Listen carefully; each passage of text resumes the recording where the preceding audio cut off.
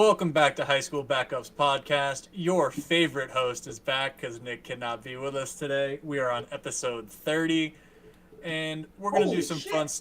I know, right? Holy shit! Way to go, But boys! We've made it this long. Let's Let's go. I can't wait for go. the 1 year. I'm so excited. Oh yeah. We got some cool stuff for you today. In honor of the NHL season coming up, Kyle's put together a top 100 list. We're going to do 100 to 26 today. Slowly release his rankings throughout up until the start of the NHL season. We'll also be doing something similar with the NBA season. I'll put together a top 25. We'll discuss it and debate it. Going to be awesome. Kyle, I've got some problems with your list. We're not going to get to it right now, but I've got some problems. We'll see. We've- I'm ready for it. I'm ready. We've also got our week 2 review of the NFL season and our fantasy football season, and then the week 3 preview. We'll get to that later in the episode for y'all that are looking for the NFL content today. Before we go into anything, nothing really happened in college football as far as I know. There are no major upsets this week. USC is back and looking like a top 4 team in the country. Their offense is absolutely dominating everybody in the Pac-12 and looking for them to make the college football playoff. I believe we discussed the college football playoff expanding to 12 teams as early as 2024, so we're not going to get into that. But Kyle, I know you've got some news that you want to share with us today on a multitude of fronts. Go ahead and get onto that. I do. I'm gonna start first with news of the PLL. We do have an official champion. My favorite team, the Water Dogs, are your 2022 PLL champion. Way to go. They were able to beat the Chaos on Sunday, and it got scary at the end. They were able to hold off and win. Another champion was declared on Sunday. We also have a WNBA champion. The Las Vegas Aces have won that title. So congratulations to both teams in both leagues. All that tells me is that the NBA needs to add a team in Vegas ASAP. And you know what? That's a big L for the PLL because the Cannons should be winning constantly and they aren't. So that's a loss. Agreed, honestly. No, I'm surprised that there isn't a team in Vegas yet. There has to be at some point, right? But There's no, going to be. I'll get to that in a second. In all honesty, congratulations to the Las Vegas Aces and the Water Dogs. That's a great accomplishment for both of them. Agreed. No, the NBA is definitely going to expand to Vegas and probably put another team in Seattle as soon as 2026, and that would not surprise me because they are expanding with 2 extra teams, I believe, in 2026 when the CBA ends. So we'll see how that goes. I'm assuming it's going to be Vegas and Seattle, adding 2 teams to the West Coast, and conference realignment will probably put the Memphis Grizzlies in the East where they should be. Probably the Minnesota Timberwolves too, right? I think it's 16 and 16. It only needs to be 1 team for them to get to 16 and 16 because the added 2 will put it at 17-15. They'll move the Grizzlies over to make it 16 and 16. Okay, makes sense. And Minnesota, I believe, is farther west than Memphis. So as it stacks, I believe Memphis will probably get moved over in realignment. Now, Kyle, is that the only 2 things you have for news? I do have some NHL news that I it. can get into. So we did have a slew of retirements today. I'll start off with the least important to the most important as far as our fan base is concerned. Keith Yandel called it a quits today. He played for a bunch of different teams, bounced around the league, but he recently just broke the Ironman streak in the NHL for playing the most consecutive games in a row without missing one until the Philadelphia Flyers screwed him over and scratched him because they suck.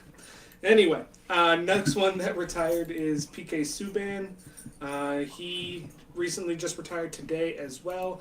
He's most likely going to be ESPN's NHL analyst. He did a couple of games for them this year, so I don't see him not continuing that. Especially since he did a really good job. He's a great analyst, so he'll fit in. And he's super funny and personable, so he'll fit in right in ESPN, and that's something that Miss New England is concerned. Zdeno Chara called it quits after 25 years in the NHL. Won the Stanley Cup with the Bruins in 2011. Won the Norris Trophy as the best defenseman in 2009. He has been a part of New England fan base for a long time until he left in 2020. But other than those three, not much is going on in NHL. Oh, there is one more news about it.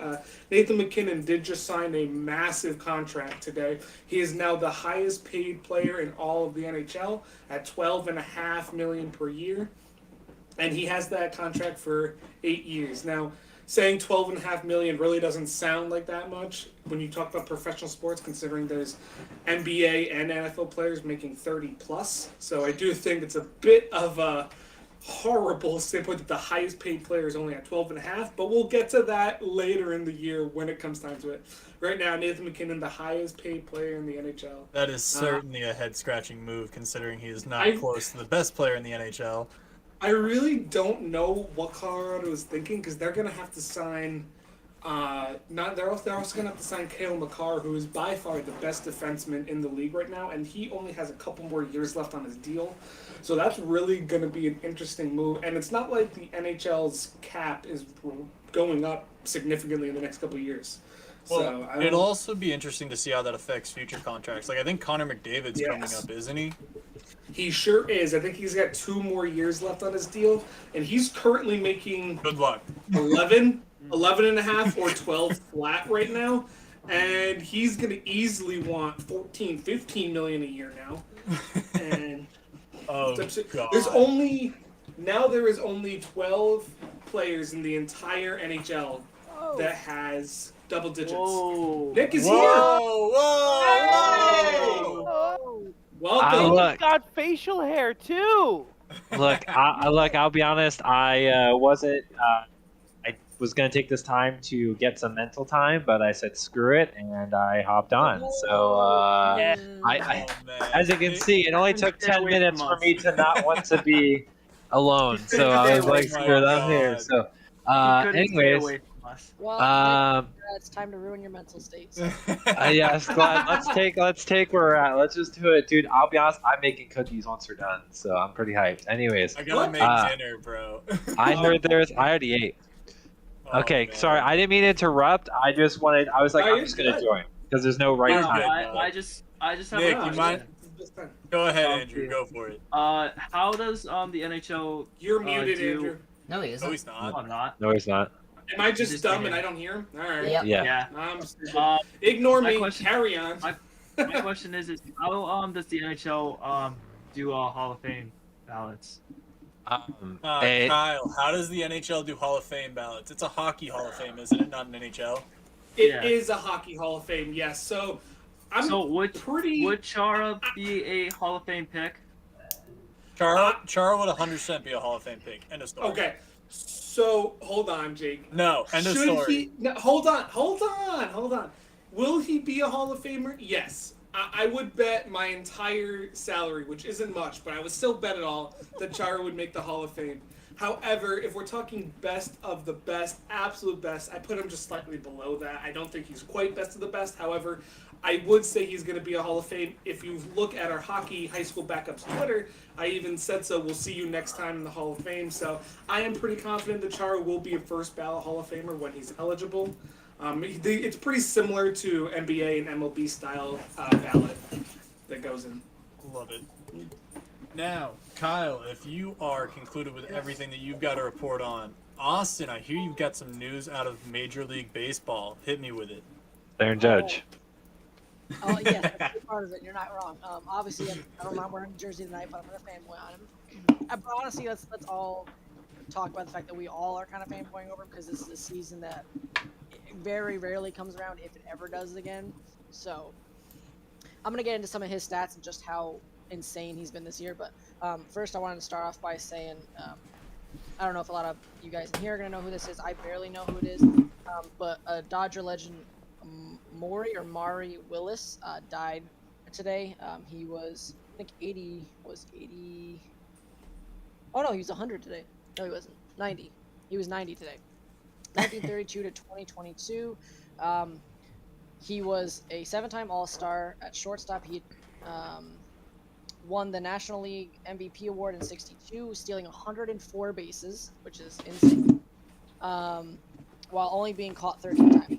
Just ridiculous. So he shattered a record held by Ty Cobb for 47 years. And Ty Cobb he's an insane old baseball player that was one of the guys in Babe Ruth's generation that just set the stage for a lot of these guys. So shout out to his family, thoughts, prayers, everything going towards them. Rest in peace. And then we're going to get into some Shohei Ohtani stuff and some Aaron Judge stuff. But I wanted to share this stat with you guys. Let's see there it is. Since July 16th, Aaron Judge is hitting 389 with a 520 on-base percentage and 881 slugging with 28 home runs in 55 games. The list of seasons to hit those marks in a 55-game span, with 28 plus home runs, 389 or better batting average, 520 on-base percentage better, or 881 and up slugging, is Babe Ruth in 1921, Babe Ruth in 1930, and Aaron Judge this year. Even Barry Bonds didn't do that in that year. In his 2003 season, when he hit 73, he didn't even come close to that. So he is doing something that just is insane. Aaron Judge hits a home run every 14 at-bats for his career. Yeah, that's how insane. He hits one every 14 at-bats. Babe Wait, Ruth. can you guys hear me? Yeah. I can hear you. Now I can. Okay. Something's up with my mic. You're good. Cool. Babe Ruth hit one every 15 at-bats. So Aaron Judge, I believe, if you not like the statistical anomalies, but he is I think number one. I don't have the stat if he is, but I checked a lot of them at the top, in the top 50, and he hits them at a greater clip than everybody. So if he is able to stay around Pujols till around 40, he could get to the 700 club. Speaking of which, let's get to Pujols. I was about to say, that's who I care about. You like that segue? Huh? Yeah, that's good. He is 2 home runs shy of 700. 14 games. 14 games. I just looked it up. 14 games left. Exactly. He has 14 games to do it, so I think he definitely can. He has been super hot the second half. I think they're obviously going to give him every single chance to do it because, you can't be an MLB organization and not do that. If you did that, especially to a player you home grew and everything, boy, that would just be terrible. So he'll get it. I think he'll hit 4 over the next 14 games, and he'll finish with 702 for his career. That's what I personally think. What do you guys think? What do you think he's going to finish? I just wish he hit more the last 2 years. He hit, 6? I'm looking at it. He hit home runs 6 and 5 the last 2 years and with the Angels. So if he hit more those years, he'd be going towards 750. So Yeah, it sucks, sad. but Yeah. No, you just I can't mean, do it outside of St. given the way that baseball just kind of has some poetry to it, I could see him in his last at bat hitting exactly number 700. That would be Yeah. the best way to send it off, I guess. I could see the 702. I could see anywhere between not hitting another one and hitting another 5. I hope he hits 700 exactly. I'm not gonna lie to you. That would be the ideal spot for me. I hope he hits 700 exactly. I agree with you. It'd be cool if he hits more than it, but I think on that last at bat he ever gets, he sends a moonshot, walks off.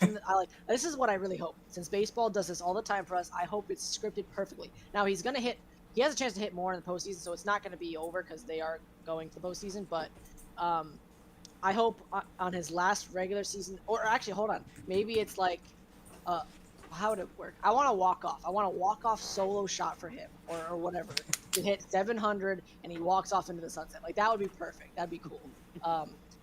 Unfortunately, I don't want it to happen in the World Series because I want the Yankees to win. They're probably not going to make it there, but I want them to win. Neither will the Red Sox. wait. So I have a few things while looking this stuff up. First of all, I think he'll hit 5. I think he'll hit 1 every 5 games. I think he'll end up at about 703, which puts him at 4th. He's not going to catch up to 3rd to Babe Ruth at 714. It is funny, if he had a better last 2 years, he hit even 35 those 2 years, he would be fighting for 2nd, if not 1st. So that's pretty crazy. Anyways, looking at a few other cool stats, Giancarlo Stanton, which I don't know how old he is, but he is actually at 80th on this list at 373, which is a crazy drop off, how quickly it drops off. Miguel Cabrera is at 27th with 506, but he's pretty much at the end of his career.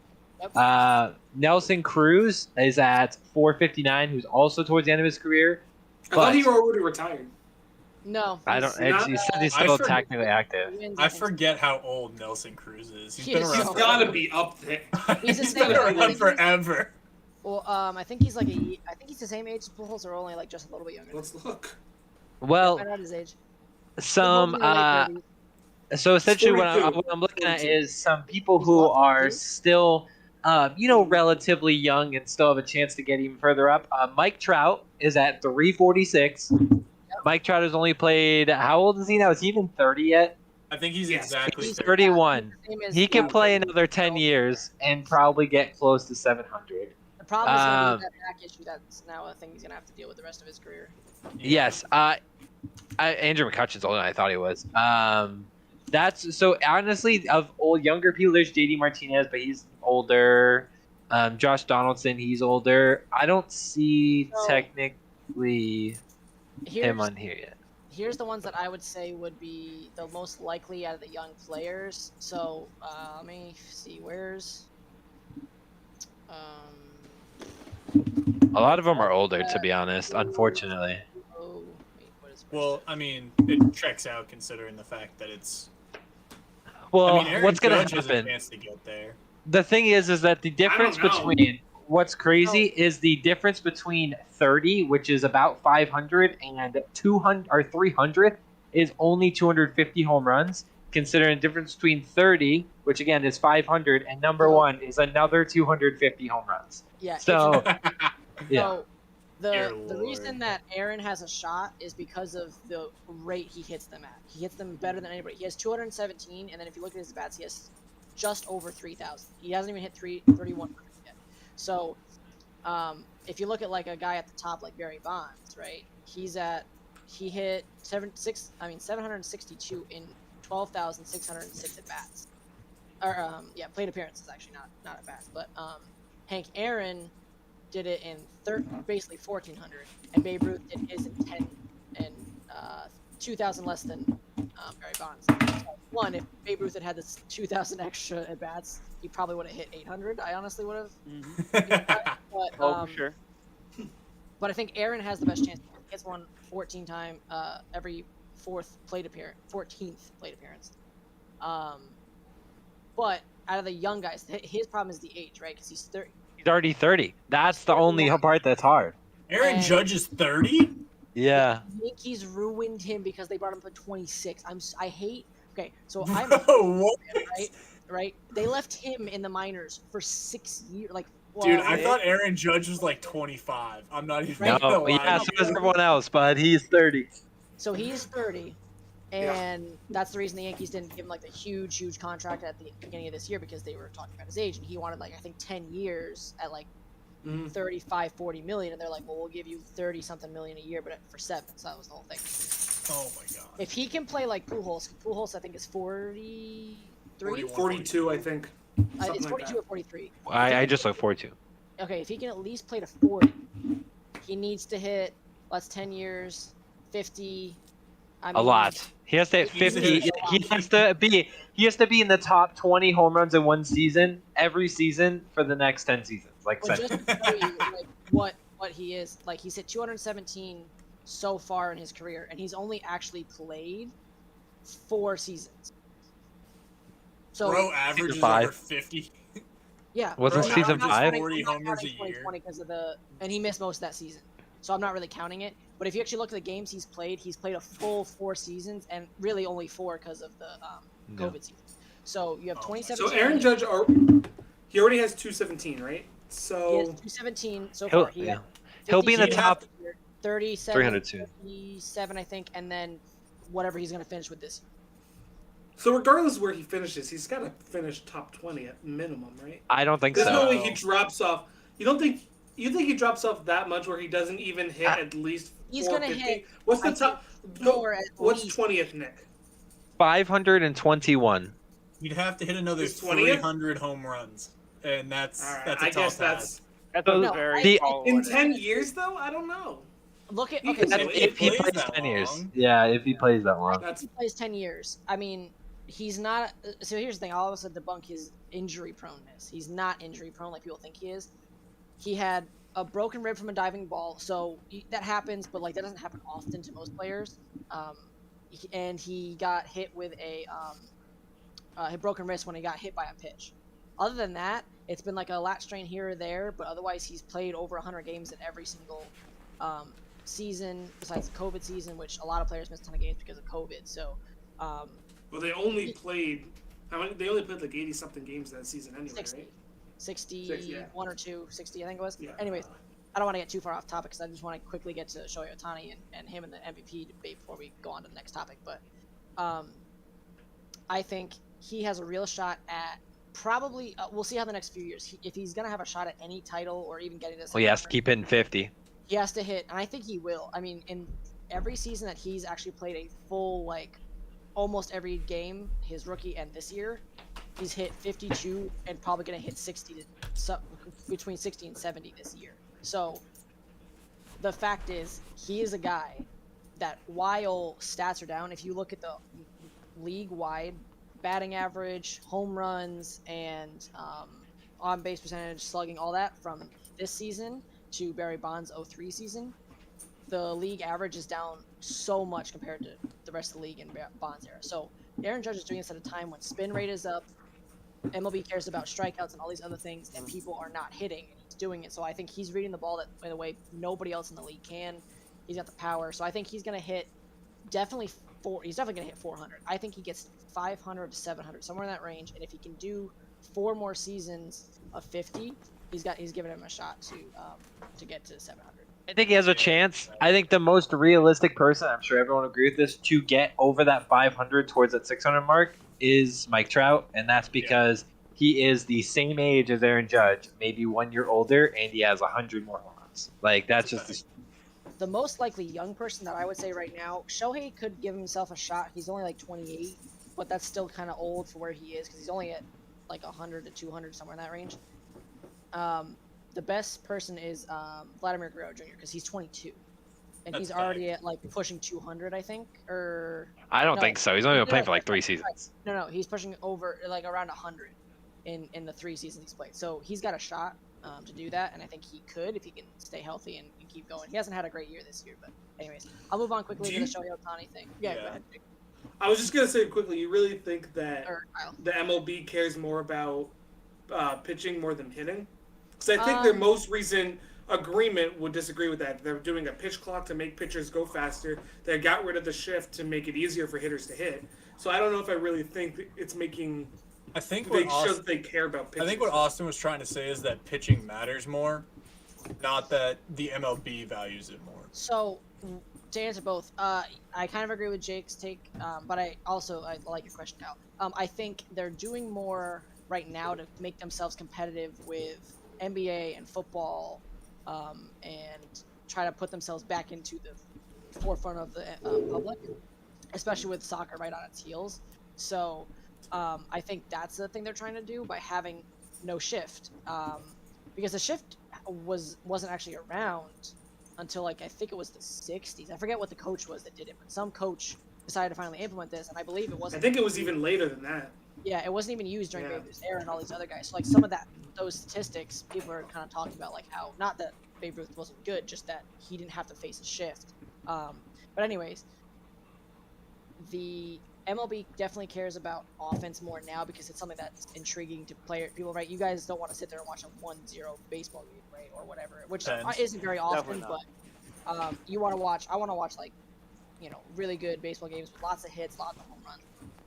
So they don't want to do it with juice balls, but they want to do it with more base hits, more doubles. The way to do that is to get rid of the shift, give players the better chance at that. But I do think they care about like things like the spin rate and keeping players safe. So I think they care about both sides. They want to give their pitchers the best chance to compete for those all-time records, but also give their batters the same chance. So I think they're trying to even it out and give them both. Because right now it's been a domination of hitters striking out. And they don't like that. So I would agree with you, Kyle, that they're trying to make it more.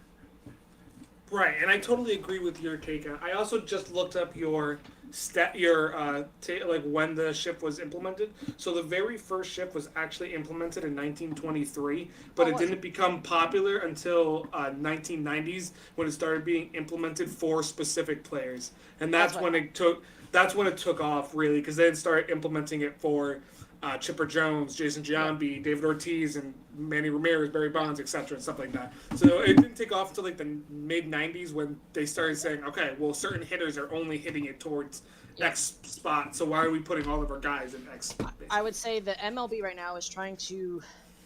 That's the last thing I'll say, and then I'll move on to Shohei, and then MLB realized in the 90s, like the players and coaches realized everybody was trying to hit home runs. Right? They're all going for power. All that was happening. The '98 season, Sammy Sosa and these other guys, Mark McGwire, all hitting. The roids were coming in, all that stuff. So they were all working for power, and that's what they were teaching their kids at a young age.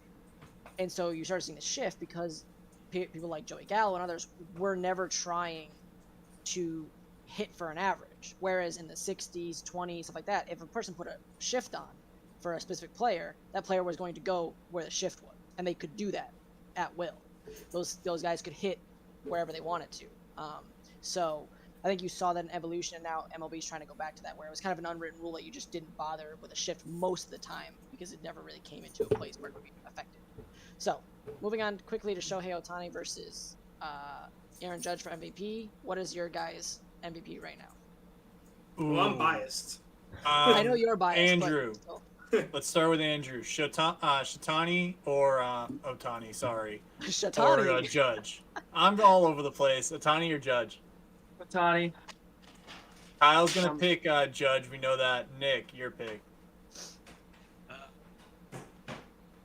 I'm trying not to overvalue this pitcher hitter dual ability. Otani's top 10 in most hitting categories, isn't he? Yes. He's up high. He's yeah. very good. So let's say Aaron Judge is top 3 in all of them. That's what you showed us, and Shohei is top 10 in all hitting. However, Shohei is also, I'm pretty sure, top 10 in like almost all pitching categories. Like that, they are. Can they get co-MVPs? Does that ever happen? So, I think so, but I don't think it's I don't- plausible. I'd have to look that up. Kyle, I don't think it's ever happened in baseball. It's definitely happened in other sports. Yes, It's I don't know. totally plausible in my opinion, because you have one of the greatest hitting seasons ever, and you have one of the greatest pitching and hitting seasons ever. I think it's totally plausible. It also would break the curse if Shohei won. So I almost hope he wins because he was on the cover. So I hope it breaks the curse. However, I think they should be co-MVPs. I think they both deserve the respect of being the best players in the league. Yeah. That's a So fact. Justin, Otani or Judge? Go ahead. I definitely don't know as much about baseball, but just going off of all that I'm hearing tonight, it'd be more of me favoring for Judge. Steven, Otani or Judge? I'm going against Kyle, so not Judge. All right. My opinion here is, so I feel like people who are gonna vote on this are gonna vote Otani. Jesus, I can't speak tonight. Otani. But his team fucking sucks. So you can't win an MVP if your team is trash. Plus, Yankees Judge have is on sucked recently, so But Judge has been on an absolute tear, and the Yankees are what, first or second place in the AL? I'm gonna take Barely. Judge. I'm gonna take Judge there. His team is better. They have a better record, and I'll see him in the playoffs. That's what an MVP is. Yeah. look. So, All I'm saying is the Yankees pissed away the best record in MLB history. That's all I'm saying. They had a reasonable chance to be the best baseball team of all time, and they actually To be pissed it fair, away. To be fair, though, there were a significant amount of players that were hurt from the All-Star break to like middle to late August. So it's not really an excuse because there should be more people hitting than just Aaron Judge. But there were some significant pieces missing. Like Giancarlo was out for a substantial amount of time. So like, I just want to say like I'm not like defending because there should be more people that can do something other than Aaron Judge just trying to carry the team on the shoulders, but like there were Yeah. pieces missing so for that to for to his Nick's firm. point, So yes, they pissed away. They sucked. Like, they were literally as bad as the Angels for like the second half. Like they're terrible.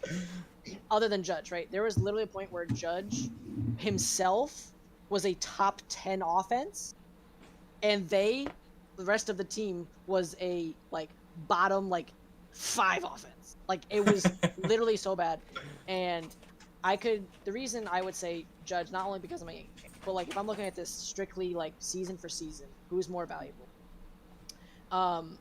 Just I'll give you some quick stats in a second, but when we're talking about teams and who accounts more to wins, right? Oh, can't fault the guy for being on a bad team, can't fault the guy for being on a good team, right? People talk about that. Like it's not Judge's fault that his team's better. It's not Ohtani's fault that his team's worse. Right? They can't control that. All they can do is play. If you take Ohtani off of even if you switch players, but like if you just take Ohtani off the Angels, what are they at? They're not that much worse, really. Like there's not much where for them to go. If you take Judge off the Yankees this year, they're out of the playoffs. I can literally name you 10 wins, and obviously his WAR is closing in on 10 now. Actually, I think it's over 10. Yeah, it's That's like 10.5. It's 10.5, which is one of the highest, and he's going to finish probably close to 11. He could finish with 11 if he keeps this tick, which is insane. So that's another thing. But like if you take him off, they're probably 3 games behind the last wild card or further. Like that's how bad They're probably right with the Red Sox, unfortunately. Actually, yeah, I wouldn't be surprised if they were around just a few games ahead of you guys. Like that's how bad they've been without him. So, and I can name you so many games where without his offense, they're not scoring at all and they're losing. So, here's the quick stats and then we'll move on. So Judge is at a 10.4 WAR right now according to Fangraphs. Ohtani has a 3.7. I forget what his combined is like just about a 9 now. I think. I'm gonna go to look at his pitching. That's the hard part. It doesn't have the combined here. Well, because how many people need a combined WAR, for being honest? Right. Usually they have it. I was trying to find it, but his pitching. Well, the last time I saw it, he was, I think, just. He's around the same number, though. Roughly 9, 10, 11, something like that. He's about a 1 win, I think, when you combine the two, below Judge. So he's apparently contributed to 1 less win than Judge. Their offensive. Shohei has a 268 average to Judge's 316. OBP is 358 to 419. 701 slugging to 536. 461 weighted, or 210 weighted run created plus, and then Ohtani's is a 147, and then obviously the batting is a 3.7 WAR to a 10.4 WAR. Okay, now tell me the pitching stats comparison. Yep. So obviously it's a Judge has a 0 ERA. I can't beat that. Yeah, true. Where's How many strikeouts? I will get it for you. Just one. 0 for Judge. 0. That's true. 0. 0 walk. Hey, 0 walks though. That's true. 0 walks. 0 earned runs too. So his Yeah, he's got a 0. Is... 0 bases allowed. Oh my Why is god, it so hard to find it on? that's funny. Pitch fielding. I was just memeing Austin. My point is that I think it's close, and I Oh, think there. that they should be co-MVPs. So his pitching is. He's got a what's 2022. Where's the K's? I just want the K's. Well, What's the ERA? I'm actually curious. Is it under 3? it's two. Oh, there it is. His ERA is a 2.43. Which is gross, by the way. It is- Just so everyone oh, knows. he's got a Yeah. 5 WAR. So actually, on Fangraphs, he has an 8.7 WAR. So he's almost Anything 2 low. under 3 ERA is absolutely disgusting. So the fact It that he is. has that and he also hits 3 games a week and then he Disgusting. pitches Yep. the other one is He has a 2.43, and then he's got. It doesn't give me the Ks, but he's striking out 11.92 people in 9 innings, which is also dirty and just Yes. disgusting. because usually good numbers like 8 or 9. Yeah. Yep. So he is. I mean, I have to give it to him. And people have been talking about how the MLB needs to make the Hank Aaron Award more, which is an offensive award, more like how you have the MVP and the Offensive Player of the Year as well, and like NFL Yeah. and stuff, and make that where somebody like Judge and Ohtani shouldn't get things taken away from them. Now, I still think Judge is having the better season. If he breaks Roger Maris's record and the last stat I'll give you guys to end this debate, in my opinion, but obviously biased. Judge, between in a 16-game span from the All-Star break to August something, he hit 13 home runs. He has 16 games left, so if he hits 13 home runs again, he's going to finish one behind Barry Bonds, 72. If he hits 72 or finds a way to hit 73, there's no debate. Oh, he should win MVP. Yeah. I don't think he's going to do that, truthfully. Okay, if he wins the Triple Crown and breaks Roger Maris and gets like 65 home runs, do you think he should win MVP? If he gets 70, I think he should win MVP. Anything lower, I think it's a hot time. If he gets the Triple Crown, I don't care what Otani does. Judge should be He's the tied MVP. right now. The He Triple has the Crown. Triple Crown right now.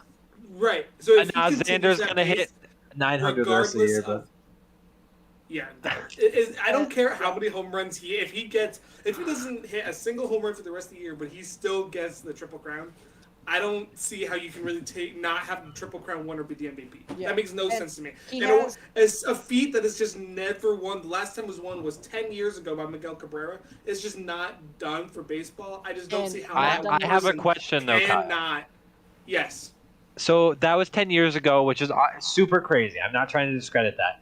When was the last time that a player successfully and well hit the ball and pitched the ball a whole season? When was the last time that happened? Last year. That was it. Yeah, So, and it it was was Otani him. last And year. it was him. So other than Yeah, but him, he's done it. It's been when done. was The Triple Crown is the last time the Triple Crown was done before Miguel Cabrera was in the 60s. It's such a rare feat that the it last doesn't time happen, someone so the fact successfully pitched and hit before Otani was 1920? Like, I don't know what you want to say. Like, Yeah. that's 100 Alright. years. But it's Kyle. been done. We've seen it. So, Boys, I hate should to move cap on. you. I'm gonna put a cap Yeah. on this debate and to recap. we'll get there Um, next time. Rip Judge is better. to, Moving on. rip to Maury and his family and the Dodgers community. Yes. Aaron Judge is a freak. Albert Pujols Yes. is great.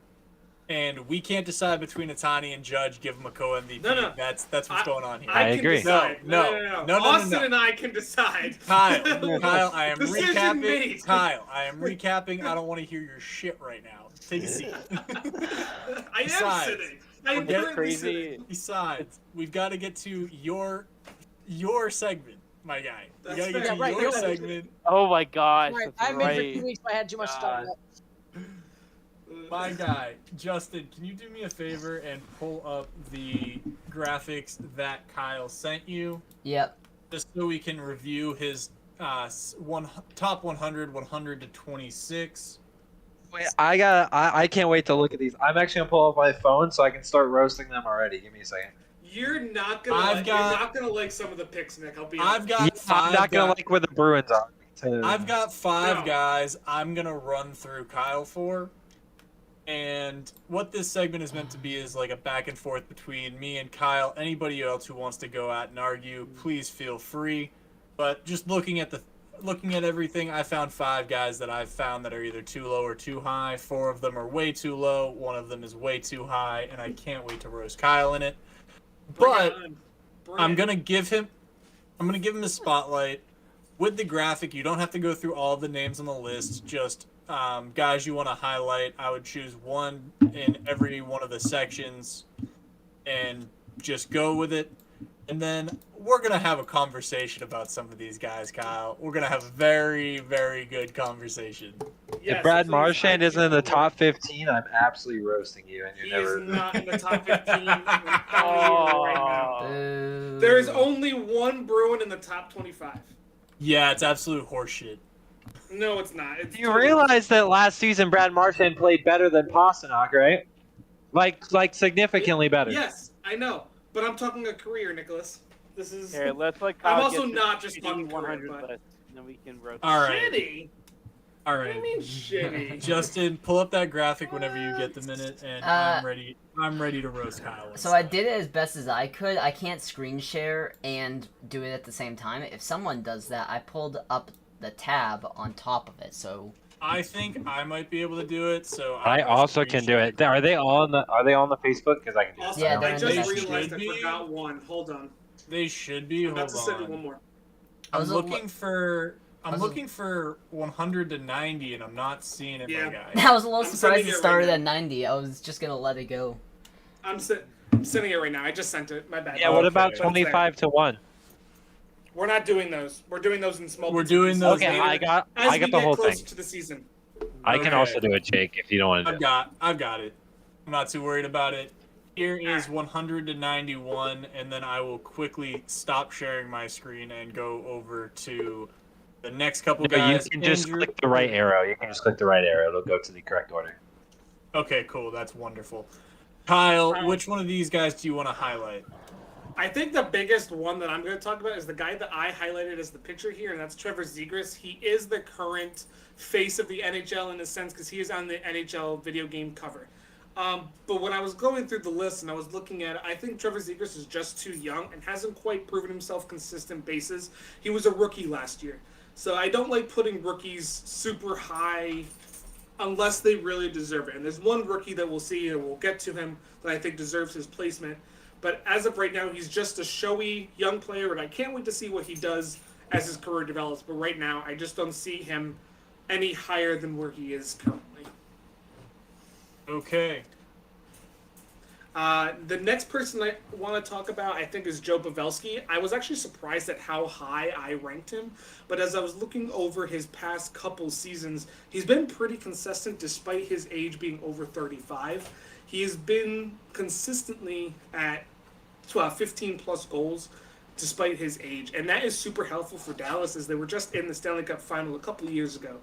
Granted, it was the COVID shortened season, however, they were still able to play in the bubble and make it to the Cup final, where they ultimately lost to the Tampa Bay Lightning, but they were still able to get there, and they have only improved. They still have super young stars. They have a super great goaltender. So Dallas is only going to get better, and having that veteran leadership that Joe and still participating in it is huge for them. What the? That was weird. All right. Moving There we into go. 80 to 71. That was weird. I don't know why that did that. The player that I want to highlight here is Robert Thomas. I do think it's important to mention his massive contract that he signed recently over the summer. He's going to be a piece for the St. Louis team for quite a few years. He's already won the Stanley Cup with them, where they beat the Boston Bruins in 2019, and he did that in his rookie year, so he's only going to be better. Of course, I had to bring it up. Anything to rub it in the face of Bruins fans. I just had to be done. Not that the Rangers have had any more success, so it's fine. But besides that, Robert Thomas being this low also kind of surprised me. But same as Trevor Zegras, he is just a little too young for me to rank him any higher. 70 to 61. 70 to 61. Player number 66, JT Miller. I was extremely surprised how high I ranked him because he has dropped off significantly.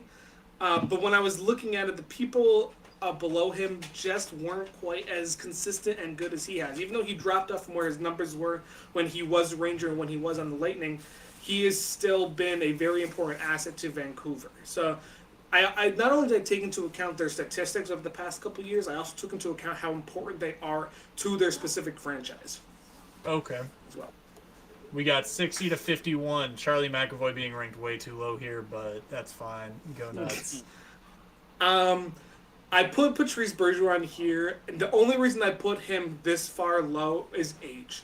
He has been a consistent powerhouse, especially winning Best Defensive Forward 5 times throughout his career, but just currently, he has tapered off, and he hasn't won that award in the past couple of years. He just is getting older to where he is. He just signed a 1-year extension, and I'm pretty confident that this will be his last shot for the Bruins to win a cup with him as captain. I just don't see him continuing where he's been throughout his career. So because of his age and his slight decline, I placed him at 56. Give me 50 through 41. 50 through 41, I want to highlight Chris Kreider, who had the career of his life, the season of his career last year, having beating his significant goal totals. But even though he had a substantial increase in goals last year, before that he's been pretty consistent at 20 to 30 goals per season. He's seen as one of the best No bias. You know, I wanted to put him top 10, but I didn't because I wanted. I legit had when I did this ranking, I legit had him at 9th, and I was like, I cannot do that unbiasedly leave him this high, so I dropped him to where I legit think he belongs. I did this. I legit did this as unbiased as I possibly could. So I know there are some. Well, I Bruins players- disagree because There you is put one- Brad Marchand behind him, and I know he had a good year, but Brad Marchand was top 3 forward last year, He got bumped to 40 simply because his dirty play, and he doesn't. Know Oh how to my cleanly God, get we're not players. talking about how dirty So- they are, Kyle. What's Think wrong? how You talking good about they when are. he lifted someone's ear? No. I took that into effect. You don't lick somebody in the face and get to be top 40 player in the Oh, NHL. I've licked It's you in not the face happening. for years, and I'm literally second on the list, so I don't know what you're talking Oh about. my Kyle, you God. don't get to bite someone's ear off I and don't know. still be called the best boxer. Exactly. Yes, you do. Exactly. Mike Tyson No, is you the don't. GOAT. Stop it. Okay, No. Moving No. on, I'm gonna let Kyle get through this before we absolutely roast him. Roast me. Yes. This list is near perfection. You've got Get 2 more outta here. graphics here. Keep moving. Player I want to highlight here is Evgeny Malkin. After looking through this slightly, I realize he's not as good as he used to be. And also, he's wearing a Penguins jersey, so that just automatically makes him lower. Says the former Um, Penguins fan. No, he's a Flyers fan. Absolutely not. I Former know, Flyers I fan. know. Huge difference. I You know. take that back To all of our right now. fans, know. if you guys want a PO box, we can send Kyle's Penguin stuff. This will be perfect. No. I would burn it here on stream. Do not send me. Oh my Penguins. God. Okay. But Hey, anyway, don't make Penguins moving fans on. upset, Kyle. I will happily make the city of Pittsburgh hate me. Do it. I don't care. I hate all Pittsburgh sports except the Pittsburgh Pirates because they're irrelevant. All right, So Kyle. I like the Pittsburgh Hit Pirates. me with your 30 through 26, and then I've got 5 guys I really want to talk to you about. I'm sure Nick has some more. Yeah, I know Nick really wants to talk to me about Martian, so he can when we get to no, that. I'll move past that. All right, but the player I really want to talk about here is Braden Point. Just the past couple of years, he's been injury prone. So because of that, I just couldn't quite give him this bump to be top 25. Although I do think if he can stay healthy, he definitely has a spot in the top 25. But he just hasn't been able to quite stay healthy to be that consistent. Okay. Kyle, we've got to talk, my guy. I'm gonna go with the guys that Bring it on. I'm gonna go with the guys that are ranked lowest, and I've got some guys here that are too low, too high. But first, you got Tim Stussel at 92. Bro, Yeah. what the actual fuck? So Hold on a minute. This man's got Okay, 58 points on a 12.5 shot percentage, and he's great on the power play. He's got 7 goals and 19 assists on the power play. How do you rank this man this low? So similar to Trevor Zegras, the lack of experience holds him back a bit. If he consistently does that for at least 2 more seasons, he's going to be top 25, no doubt. But because he's still extremely young, I just don't want to put him that high when there are other players who have been doing the things that he's doing for a longer period of time. He is going to be the face of the Ottawa Senators very soon, but there are other players on his team that I think are better currently, especially at current value to their franchise than he is. I just can't get over the fact that you've got guys that have incredibly worse stats ranked way above him. I get that he's young, but you're talking about the top 100 players in the NHL right now, and the guy's stats just say better than 92. I'm going to move on to Robert Thomas, another guy that you've got ranked way too low at 77. 20 goals, 57 assists, 17.4 shot percentage. Explain this ranking to me, Kyle. What is going through your head? I'm thinking about consistency and importance to his team, and when you think about it, Ryan O'Reilly and Vladimir Tarasenko are more valuable to that team and have done it for previous years. Robert Thomas is good, but there are players above him that are better. And 20 goals, when you think about it, over an 82-game span is good, but it's not top 50 good. Top 50 I'd like to good add- is consistently getting 30 to 40 goals. He's got a 17.4 shot percentage. This doesn't mean he isn't taking a ton of shots, but he's getting a shit ton of assists. He's got 57 of them. Yes, but you also have to score to be any good. And again, assists are extremely important. I'm not knocking that at all. I'm not knocking that. There was a defenseman that we grew up. He played for the Detroit Red Wings. His Yeah, claim to which one? There's a fame. couple. His claim to fame was averaging like 80 assists a year. Can you give me a name, Kyle, that comes to mind? Yeah, Nicholas Lindstrom is a different animal. Defensemen should have high assists. Forwards should not have high assists, in my opinion. Forwards are there to score and to hit. Defensemen are there to hit and to pass. That is how it goes. What? Okay. No. Well, anyways, moving on to my point is the fact that Robert Thomas, and I have this straight from the mouths of Blues fans, has had in the last 2 years significantly higher value to the Blues organization than Vladimir Tarasenko. Vladimir Tarasenko has looked awful since they won the Cup, and I know this because I have not only watched him, but I have friends who are from St. Louis who absolutely crap on this man's existence, and that mixed with his injuries and whatnot do not make him higher than Robert Thomas. I'm not saying Robert Thomas should go up, but I think Tarasenko should be behind. That's all. Tarasenko was no. I totally disagree on that. If Blues fans if the Blues organization wants to trade Tarasenko to the Rangers, they can happily do so, and I'll give them absolutely nothing for it if they hate him that much. Tarasenko was literally on pace when he first started last season. He was on top of his game. I don't know what they're talking about hating him. He's insane at what he does. He just needs quality time. He doesn't play ice time. They just sit him for some reason. Makes no sense. They hate him, Kyle. Moving that player in Just the back. They shouldn't. Robert Thomas is way too low on this list. We're gonna go to another guy that's way too low. You've talked a lot about value to their team, Kyle. You've talked a lot about it. Coming from a Bruins fan, you ranked Patrice Bergeron the most valuable hockey player in a Bruins uniform at 56. A 5-time Selke Award winner, best defensive forward. The veteran, the captain, the absolute game changer that Patrice Bergeron is, you ranked him 56. You can't talk to me about team value and rank Patrice Bergeron at 56. I can when Jeremy Swayman, Brad Marchand, and David Pastrnak are all better consistently than Patrice Bergeron is over the past couple seasons. I absolutely can rank him that low. I actually think that's high. I think that's high compared to where he should be. Oh my god, bro! Steve, don't groan you're at talking me. about. You don't even watch hockey. You're talking to me about. Clearly, you don't either. You're talking to me about the value to the team, and Patrice Bergeron is quite literally the most valuable player when it comes to the Boston Bruins. He is their leader in their heart and soul. What in the if you're world looking at it from are a you talking franchise, if you're looking at a thing that you're going to win, Patrice Bergeron will get In all of the league. And you not in ranked my him. book. Yeah, well, you're right, because he licked someone. Or either. Salty about it. Get over it.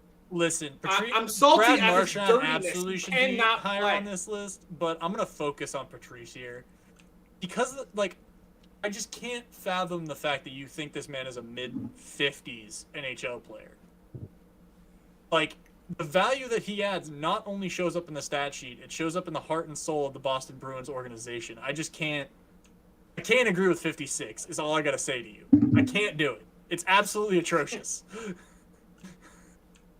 I disagree. Moving on. Okay, fine. You're gonna talk about production to me because you say Patrice Bergeron's production just isn't all that great. You got a guy here ranked 32 whose production absolutely fucking sucks. Vanky Malkin. 42 total points last year. 20 goals, 22 assists, 15.5 shot percentage. Hell, his stats are worse How than many games did he play? No, hold on. How many games did he play? No, hold on a minute. How many games did he No, play? hold on a minute. His production isn't even as good as Robert Thomas's, who you ranked at 77th, and he's 36 fucking years old. So please tell me how Evander Malkin ends up at 32. And Evgeny. No, I don't care. Especially if he only played a few amount of games, which you seem to be hinting at. Oh, was he injured? That would make him less valuable. So here's the thing. He played 41 games last year. He had 42 points. Oh, so you're he was telling a me he's point hurt? per game. He was a Oh, so you're point telling me per he's game. hurt? So you're He was telling me a he's hurt? point.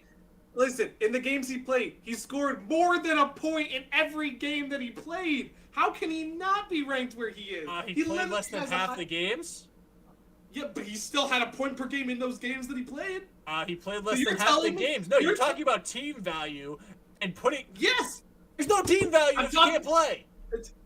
but he can't. If clearly he can play if he's putting up a point per game in the games that he's actually able to play in. Clearly That's he a can't 'cause he's significant hurt. value.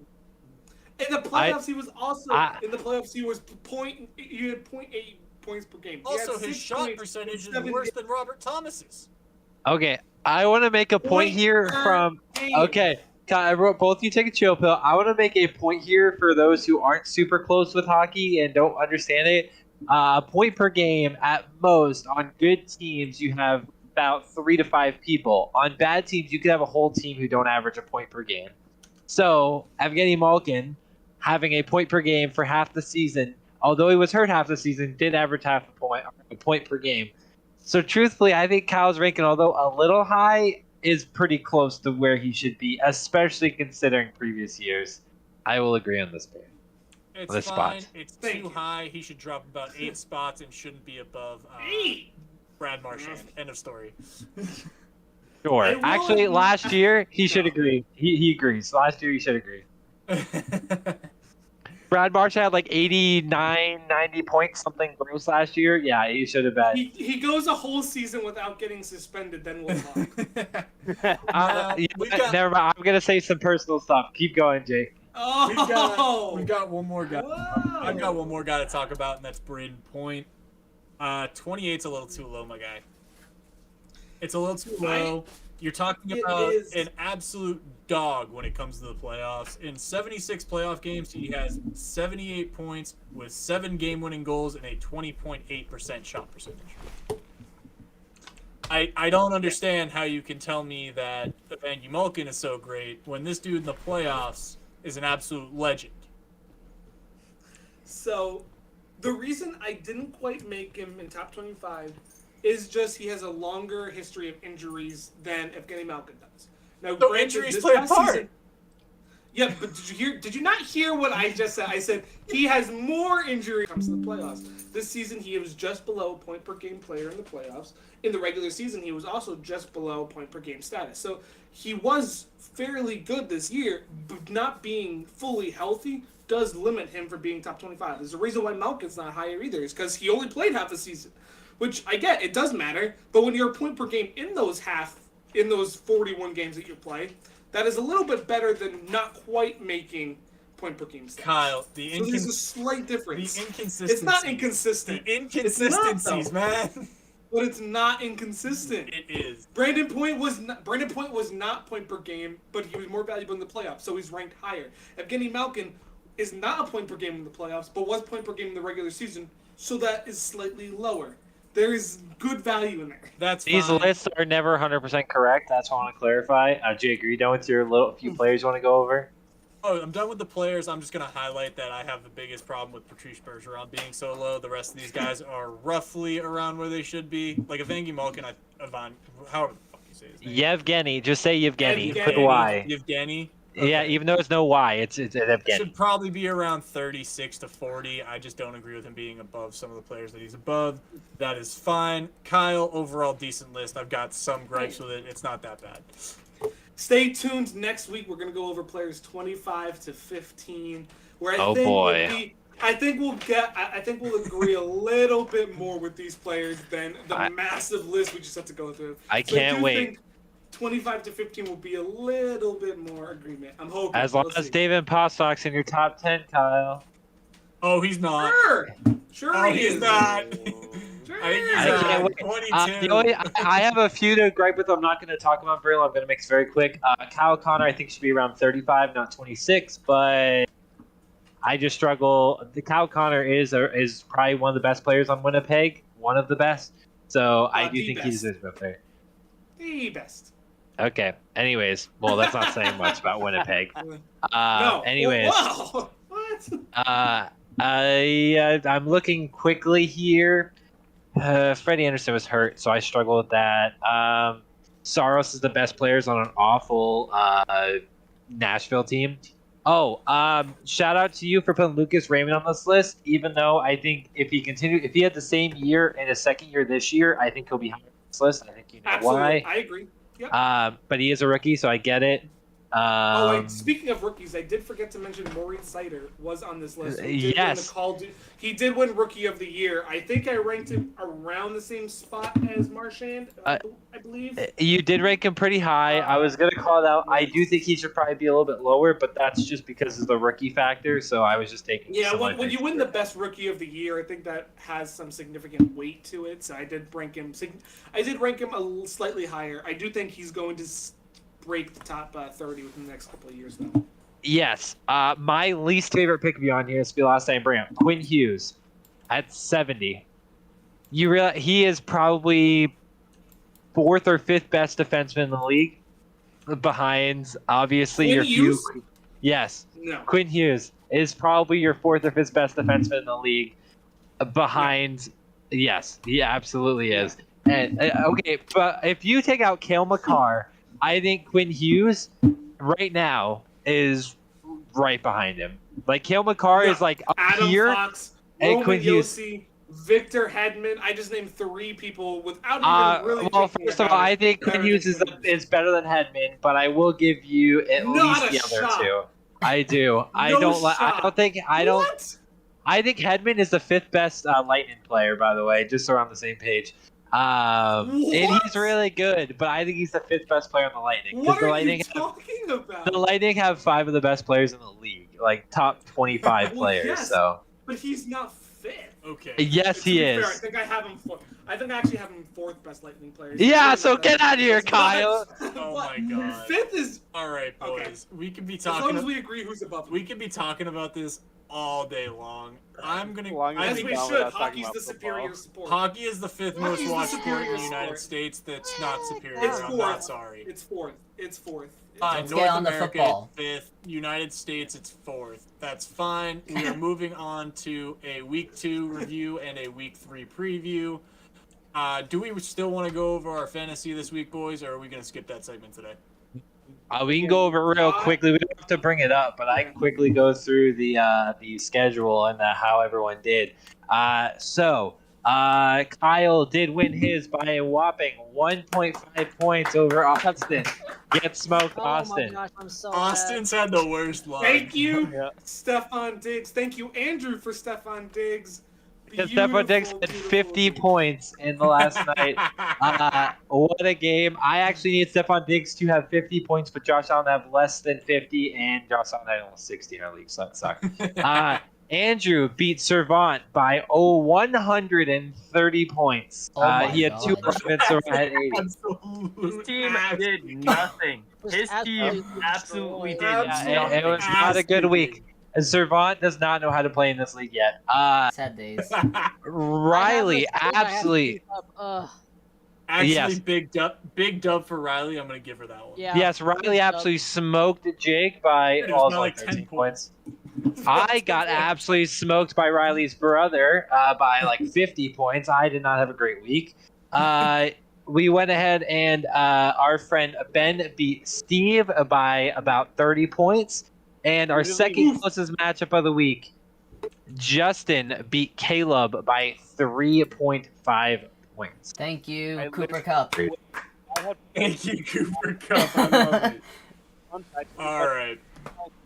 With that recap, thank you, Echo Nate. the other. Steve, we cannot hear you. Steve, Yeah, You guys can barely hear, fix but your- fix yeah, your- we can hear you, but Turn your barely. volume up. How's that? Yeah, you're That's good. better. better. Well, I was gonna say quickly. I lost both leagues that I'm in because I benched one quarterback over the other. Jared Goff was on better than Brady, and then I benched Tua over Russell Wilson. Oh man. Big L. That's awful. Andrew That's almost an L gave in the me chat. Tua for a couple players. No. I almost gave you Trevor Lawrence. Trevor Lawrence Oh. got 42 points. He also had a Trevor good week, Lawrence by the also way. had a really good week.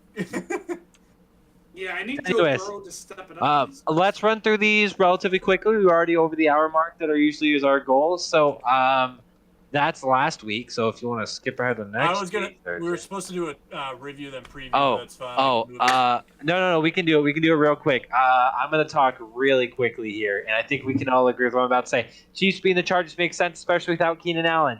Browns beat the Jets. Wait, no, they didn't because the Jets won that game somehow. Oh, moving on. Lions beat the Commanders because the Commanders are butt cheeks, but Carson Wentz isn't. Bucks beat the Saints, which is a surprise because for some reason the Bucks can't beat the Saints. Baker Mayfield couldn't do it because guess what? Daniel Jones is still out, but the rest of his team is a little bit better than average. Patriots beat the Steelers. Okay. No. I'm gonna talk about that after we do this. Kyle, we're going No. through this quick. No, I am talking about this because you can't just say that and then not let me prove. Yes, I he said your team's can. slightly No, above we can't. average. The You're Patriots fine. beat the Patriots The beat Patriots beat the 'cause Steelers. The Steelers Big suck. surprise. The big surprise, but the Steelers suck. Jaguars beat the Colts. Actually, a little bit of a surprise, but go Jags and Trevor Lawrence. Miami Shut Dolphins them beat. out too. Holy shit. Yeah, that was crazy. Dolphins beat the Ravens in an absolute blowout. Should the Dolphins win? Nobody knows. Rams beat the Falcons. Nobody gives a shit about that. Seahawks looked normal as they should have looked the rest of the season. 49ers look great. Trey Lance is out. Jimmy Garoppolo in. Go Jimmy G. Yeah, we don't need to talk about this game because Dallas Cowboys fans will never shut up about it. Broncos beat the Texans. This is not a surprise, but was the fact that they barely beat the Texans. Arizona True. Cardinals beat the Raiders in the last second play. If you watch it, it was probably the most incredible game of the weekend. Moving on. I'm going quicker than Jake is here. The Packers beat the Bears. Who gives a crap? Bills absolutely smoked the Titans, which everyone should have expected. Bills look unstoppable. Stephon Diggs had 3 touchdowns. Eagles beat the Vikings. A little bit of a surprise, but not really because I've been high on the Eagles all preseason, as well as the Vikings. So be it. Kirk can't play in primetime. Who knew? Oh, wait. I said that already. Oh, Anyways, primetime Kirk Cousins. moving on. You gotta love it. Also, So we I'm can gonna talk- just note that I am first place in this Pick'em league because I am the GOAT. I'm Okay, assuming I'm moving on. second. Did not pick. Anyways. I I'm did second. not pick at all for week 2. So I am that's second. the reason why. Hold on here, Nick. Moving I'm 16 on. and 15. Anyways, All right, Nick. We've got the Browns and the Steelers first. I'm picking the Browns. People might disagree with that. I'm going to pick the Browns and Jacoby Brissett to beat the Steelers without T.J. Watt. They should have beat the Jets. It's an absolute travesty that they didn't. Also, I mean, I'm picking the Steelers for the reason that they lost to the Jets. I just think if Mitchell Trubisky plays that that defensive line for the Browns, Myles Garrett is gonna make Trubisky his son. So I like the Browns in their running game for sure. I'm going to take my second. Sorry, go ahead. No, I was going to talk about the next one. I'm am too. taking Davis Mills winning the first game of the season. I think that they actually have a great game. I think this game is actually pretty decent. 28, 25, 31, 28, something like that. I think I'm that's with you, excellent. Nick. I'm with you, Nick. Please feel anyone to interject if you have any opinions, because we're going to go through this quickly.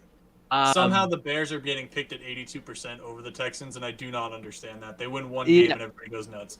Yeah, and Justin Fields looked good in that game, but the rest of the team looked awful. Raiders should absolutely smoke the Titans, and I don't think it's close. I really don't. So if they that's all I don't, we gotta really got to start talking about Josh McDaniels and how bad he is as a head coach. say. Yeah, seriously, get him back in New England. Do we even need to talk about this one? No, Move on. Chiefs over Colts. Honestly, Do we really need to talk about this one? Yes. Yes. Move on. Yes. Yes, Yes, we Oh. we do. do. I'm Yes, taking the we Bills. do. I'm taking the Bills 56 to 12. I don't know, but like it's not close. You're, I'm- Who's that's taking the the thing. Dolphins? Kyle's this, taking the Dolphins. I am I'm absolutely taking- taking the Dolphins. I'm taking the Andrew Bills. is too. Sorry, Steve, go.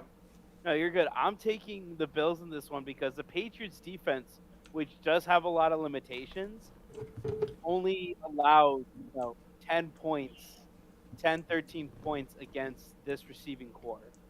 And the Bills are by far a much better defense. I agree with So Steve. I'm gonna have to challenge you on that one, sir. Okay.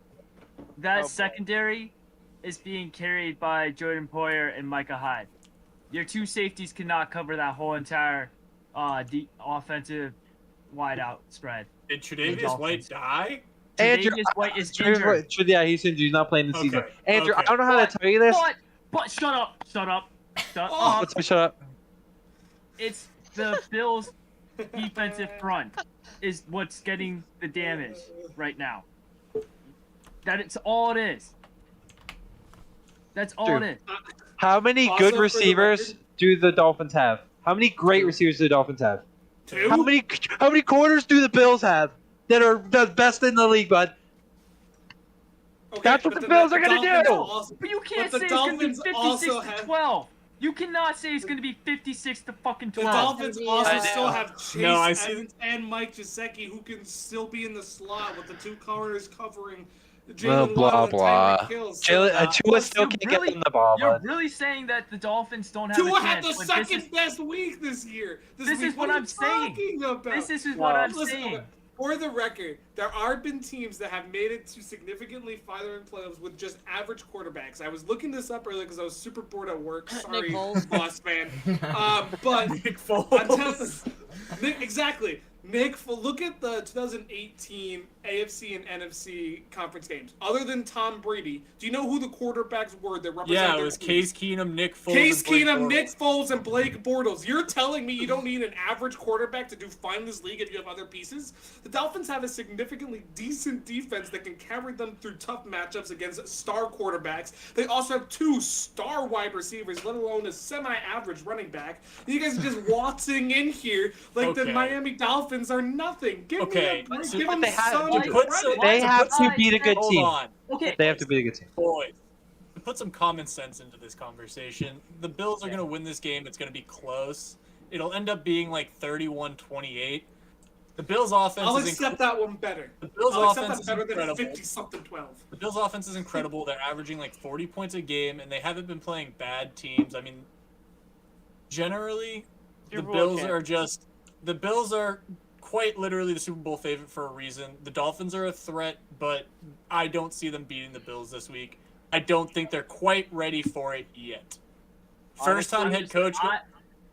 I'm just saying it. Mike McDaniels has built this Miami offense to look like an Alabama offense for Tua.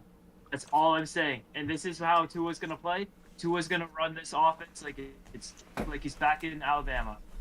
I But just the want to problem- also say really quick, what happens if it's an Eagles-Bills Super Bowl? Are we going to be able to handle the stupidity of their fan bases? Oh, The no, United whatever States? the United idiots States in of is gonna America just- The not- United States does not have the infrastructure to handle No that, way. and we all must pray for a not Bills-Eagles Super Bowl.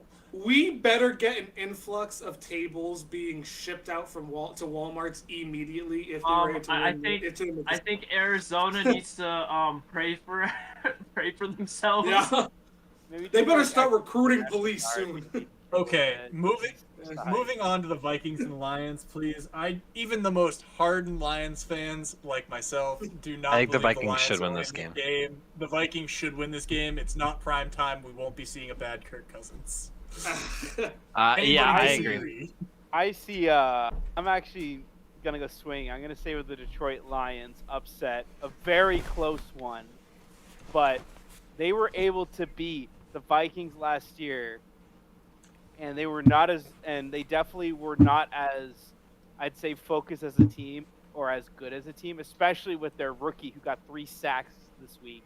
So I like the Lions' chances of an upset, especially the Vikings coming off a little bit, confused and beaten up from losing to the Eagles. I actually like the Lions to upset. Very Okay. close. It's going to be like by a point. I'm picking the Patriots not because I think they'll win, but because I have to because I'm a Patriots fan. Oh, we're 12% of people picked it. That sucks. Yeah, I'm well with the that Patriots moving Well, on. they could win that game. By the way, realistically, they could win that game. Yes. Is it? I think it's similar to the Steelers. Could win, probably won't. Bengals are winning that. Can we move on? Yep. I actually have the Yes. Eagles smoking the Commanders in this Yes. game. So I've got the Commanders in a close upset. no. can't say I agree. We're gonna keep moving it though. I actually have the Saints and Jameis Winston beating Baker Mayfield, not by a lot. That's a Yeah. close game. Jameis Winston might not be playing. He has Oh, multiple fractures good. in his Taysom back. Hill. Taysom Hill is gonna have 7 touchdowns. I think the Chargers will beat the Jaguars, but I hope this is super high scoring. Give me both my quarterbacks, baby. The Rams beat the Cardinals. That's pretty straightforward. This game could go either way. I do have the Falcons as well. I'm sure you guys could go either way. Pretty close. It can go either way. Hmm. Tampa over the Packers. Packers still don't look great. For sure. 49ers have looked great on defense, like best in the league again. Also with Jimmy Garoppolo, And Jimmy G. Russell, Yeah. Russell Wilson has looked pretty bad recently. God I just don't think he has the chemistry yet with the rest of the team there. I think he'll be fine later in the season, but for right now, up against Jimmy G, who has a lot to prove, Yeah, I don't disagree. 49ers over Broncos by like 20. I've got one thing to say about this, and then we can move on. Colin Cowherd got a lot of shit for saying what I'm exactly about to say.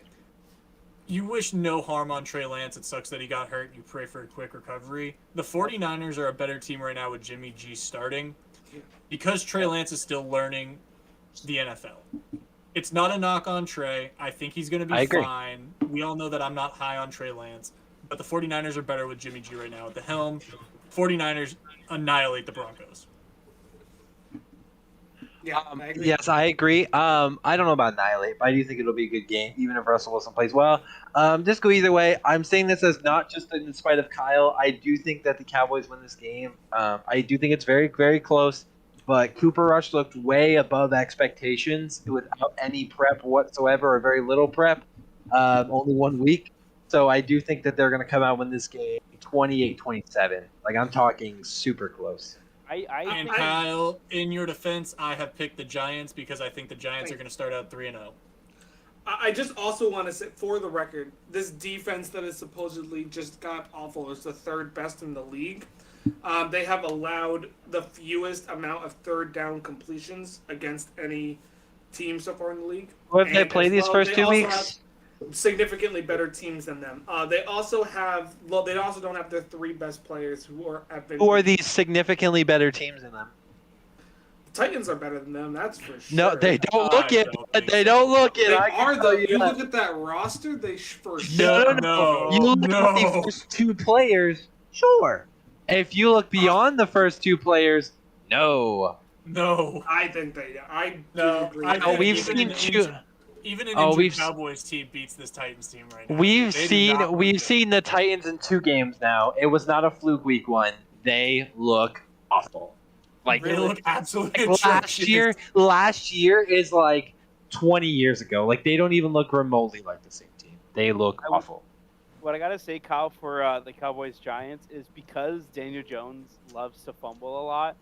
I think a matchup against Micah Parsons and I can't remember the other name, but the other rusher, DeMarcus Lawrence. Marcus Lawrence. Yeah. I think just Parsons on his own is definitely gonna find a way to get a turnover. This is probably gonna be a turnover battle kind of game, but I think the Cowboys would just sneak right past because I think Micah Parsons and Trayvon Diggs might, bait him with Kenny Galladay and then just be able to intercept it. Kenny Galladay is not okay. First off, Kenny Galladay is just going. He's bait. He's just there to try and draw people there. And they've been ditching it to their third and fourth string wide receivers in the slot all day, and it's been working.